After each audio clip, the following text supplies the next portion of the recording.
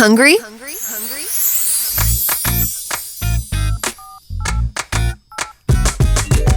Order your favorite meals and drinks from hundreds of restaurants through the best app and have your food delivered to your doorstep.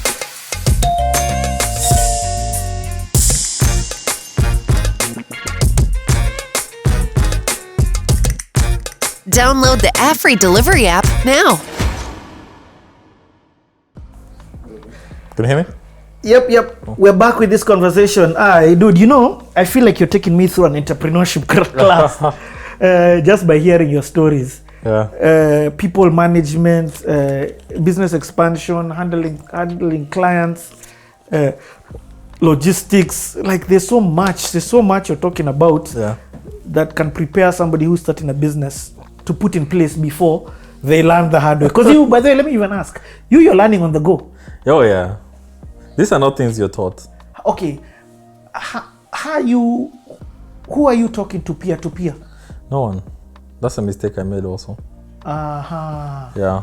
And you probably will come to that. Yeah. Okay, so 2019, I've understood Nando's has come in. Yeah. I've gotten the expansion into other industries still on the app. Yeah. Your app guy is still the same guy. Yeah. Till today. Yeah. I've got other people, but it's still the same guy. Yeah. He's the main guy. At this time, I know what I wanted to ask. Competitors. Yeah. I've already started saying, this guy. Yeah. Let's talk about competitors. So one day I'm nominated for an award.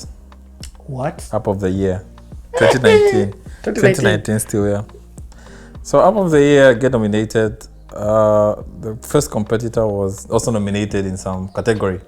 So he wins in that category. I think it was B2B something. And he stands up and now he's talking about how he's coming to destroy AfriDelivery. And all this time... He stands up and says that? Yeah. He didn't mention my name, but he just said, the only one in the market, saying he's coming to take over the market. And on the side, he's sending all my partners messages and emails saying he's coming, he's starting a platform, it works the same as AfriDelivery. I can never mention my competitor in any conversations. Yeah, no, of course don't. No, I mean like the way they were doing. So then you're pitching to, let's say you want to ask a certain restaurant to allow you to add them on your platform, and you're mentioning that you want to do the same thing XYZ is doing. Anyway, so so I know, and then now, and I know they were big boys. They were coming with money, and so it was the real test on whether my customers are there to stay or not. And I got stressed about it. I got stressed. So the guy is talking about how he come and give millions in discounts, so on and so forth. Other people on the side are telling me how this guy is coming with some crazy tech. Other guys are telling me how my bike guy is telling me how he's bought some bikes. And now I'm thinking, wait, it's over. This guy, man, and how he's talking about how in 6 months he will take me off the market. I'm like, okay. Keep moving. Let me do what I have to do. So I continue in my business. Then they take some time to launch, and then eventually they launch. I saw their stuff. At this time, what percentage of the market did you have? 100%. Yeah, I was by myself. I was there with some other small boys. Oh no, what happened to those guys who were in logistics? They shut down. They shut down? Yeah. The guys who you wanted to go and partner with? Yeah, they shut down everything. Yo. Yeah, everything they shut down. They gave me some of their bikes. They gave you some of their bikes? They leased me some of their bikes. Anyway, I still have them up to this day. That's crazy. Yeah, so they're talking about how they're coming to markets. I didn't have experience with dealing with big competitors. Yeah, so I was like, you know what, this is my first time. I don't know what to do. Let me just be patient and see how this goes. So they launch.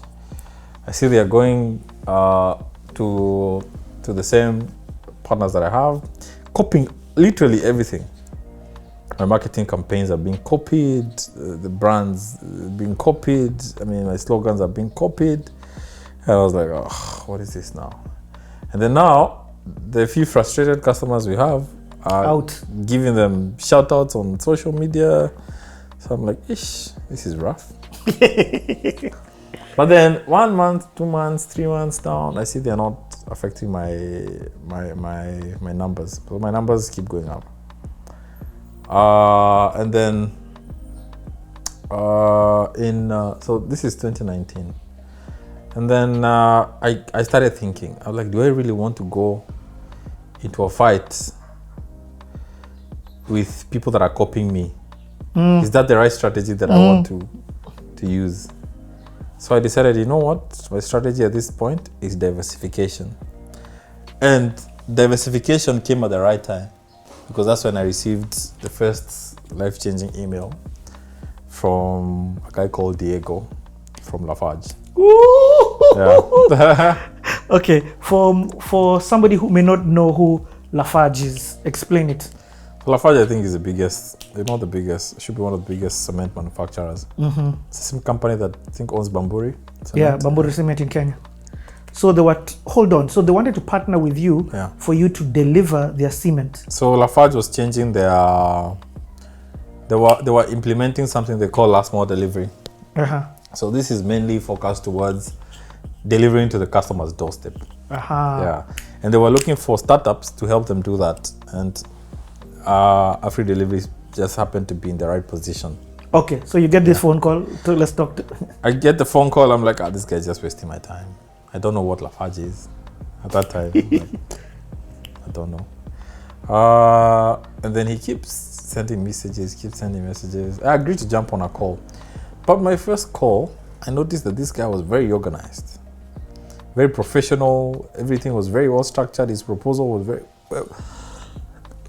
very well done, because he sent me a proposal.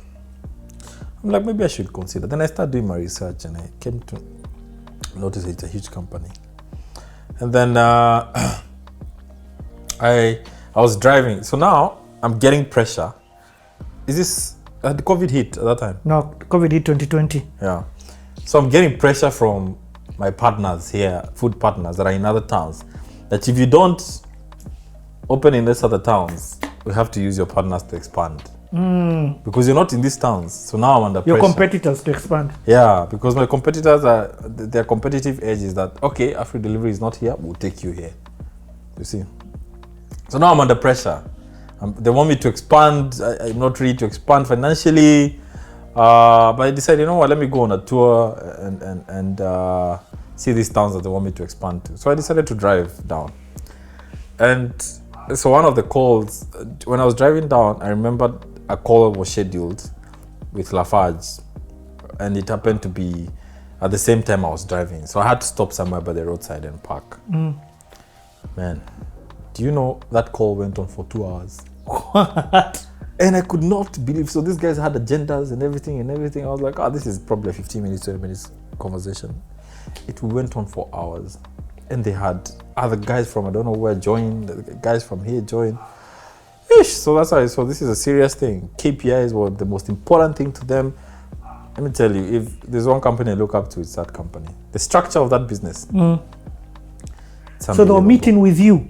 Yes, but it's an online meeting. Yeah, but just with you? Just with me, and I'm just by myself there. And I'm just saying yes. I'm still not taking this seriously. Yes. I mean, I had been through quite a number of calls, and that didn't materialize. I was like, this is one of they. And then so we said, okay, this is what we're going to do. This is the strategy. This is how we're going to launch. This is when we're going to launch. Me, I'm still not taking this seriously. And then they come back to me 1 week later, 2 weeks later, after they had achieved all their KPIs, and I'm still not doing anything. So they said, send your application for the implementation of all this, and don't forget this is a paid pilot. So they're running a pilot now. This is a paid pilot. I didn't understand what a paid pilot means. Bing. Paid pilot means that whatever you do, it will be paid for. We're not taking advantage of you as a startup. This is just a normal business transaction. Can I ask what do they want to do? So when you get in there? Yeah, so of course now you have to go into hiring what you need in logistics. You have to go into hiring a small marketing team for that pilot phase.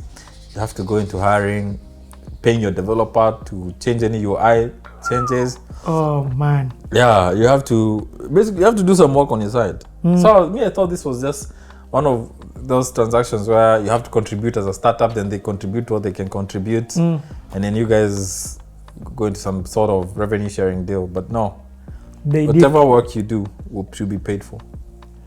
So the pilot here, so they sent a proposal for this paid pilot. So I sent it. I did my costing. I sent it. So they had offices in Europe. So the conversation was happening between here and Europe. So I sent it, and 2-3 days later, I got approved. You're like, what? I'm like, hey, does this mean we'll receive a check? So now I tell you, finally getting paid in euros, your currency. He looks at it like, hey, okay, this looks like a solid deal. All we have to do is just put cement on our thing. If it doesn't sell, it doesn't sell, but let's give it a shot. And so the day before we launched the pilot, I received a message from one of the guys from here now, Lafarge here. They said, CEO will give you a call at this time just to discuss with you on whether you're excited about the project. Just a one-on-one conversation with the CEO. I didn't know such things were such a big deal. The time it was scheduled, the guy calls, who happens to be my good friend now, Jimmy. So he calls me. He's like, I hope you're excited about this. How do you feel? Do you feel this would materialize to be something positive? I'm like, I've never heard, I was seeing any partner calling me before the launch to discuss about this. And that's why I knew I had gotten into a big boy business now. Where passion and drive mattered. Yeah. Not just you guys just saying, not just sales. Not just revenue. No. Where the chemistry has to be there. Yeah? If there's no chemistry, if you feel that you're not excited about this, we can take some time, we can work on a few things. Yeah? Because excitement, those are guys that understand leadership, how it trickles down. If excitement comes from me as a CEO of the business, it trickles down to my team and everybody will push. That's powerful. Even that positive environment, it attracts good results. So I said I was excited. And unfortunately, even me, first of all, I couldn't hear what he was saying. I think my phone was busted or something. So I was struggling to hear what he was saying, but I knew why he was calling. So I knew he was calling to say, check out that we were excited. And then our goal was to sell 2,700 bags in 3 months. 2,400 bags in 3 months. We sold 2,900 bags in about 7-9 days there. What? In days? In days. So hold on. How do people know? There was a marketing campaign. I heard you say marketing. Yeah. So this was going live, but it was going live on the app. Yeah. Logistics had been sorted out, but also marketing was now going out. Marketing was very minimal. So they did a few things here and there. So just a pilot. Okay. And we did a few things, but they also used their influence. They've got their own database. So they're like, try order from here, let's see how it goes. Yeah. And combined, it went viral. Okay. Now you've got bikes. Yeah.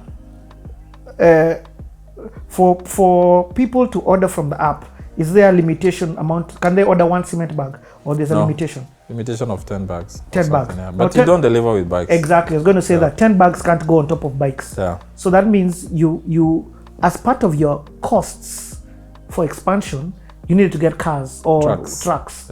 Cars, what am I on about? Yeah. You need to get trucks. Did you get the trucks? Yeah. How many? I think we started, so the pilot phase I think was only in Lusaka. And you were leasing these trucks? I was leasing these trucks, yeah. So I got that day, that pilot phase, we got quite a lot, like 4, because one of the KPIs was delivery time. Had to be 120 minutes. Okay. So, and since it's being paid for, I mean, now it's not about our revenues. Yes. Everything is paid for, just go. So we got enough to make sure we sustained that. I think it was 3 or 4. So the target was 2,400 bags of cement. Yeah. Delivered within 90 days. Yeah. You guys delivered that in 9 days. 7 or 9 days. 1 week. And the conversation changed. What the conversation changed to? So the conversation changed now that after the pilot, we won't stop. Oh. We have Did to it change immediately or after the 3 months? Before the 7 days were done. Oh, before the 7 days, they're like, Yeah. after the pilot, we're not stopping. We're not stopping. All the negotiations continue while we're still on AfriDelivery. What? For you guys, was that that's a game? Were you only in one city? You're only in Lusaka now. Yeah. Yes, but those kind of revenues are insane. First of all, not revenues. The revenues are not there yet because now you haven't negotiated yet. Yes, but the collection, the cash, the cash that's coming in, is massive. And did they want the cash same day? No. Them, they are big boys. Man. They'll take it after a month. No. So I think it was agreed every week or so, every bi-weekly, can't remember. So what kind of revenue? So that's more revenues than you've ever had suddenly in your accounts. Dude, it was unbelievable. It was absolutely unbelievable. I had not seen such numbers ever. But had you learned the lesson that this is not my money and this is somebody else's money? That's where now I learned. Yeah. What made you learn? So, fast forward now to 2020, COVID hit. So when COVID hits, it came with the good and the bad.